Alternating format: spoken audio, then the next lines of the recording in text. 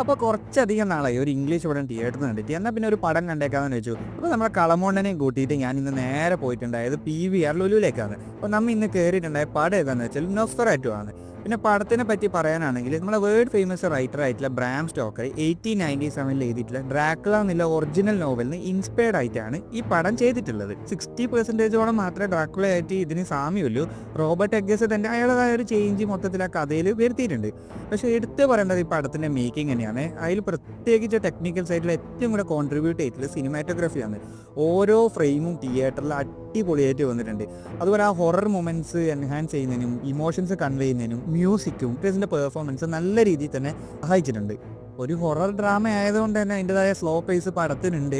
പക്ഷേ എന്നാലും അത്യാവശ്യം നല്ല രീതിയിൽ തന്നെ എടുത്തു വെച്ചിട്ടുള്ളതുകൊണ്ട് നെക്സ്റ്റ് പോർഷൻസിലേക്ക് വരുമ്പോൾ നമുക്ക് നല്ല രീതിയിൽ തന്നെ ഇമോഷണലി കണക്ട് ആവുന്നുണ്ട്. അപ്പോൾ എന്തായാലും നിങ്ങൾ പടം കണ്ടിട്ടുണ്ടെങ്കിൽ പടത്തിനെ പറ്റി കമൻറ്റ് ചെയ്യും. വീണ്ടും സന്ധിക്കും വരേക്കും വണക്കം. പാക്കലാം.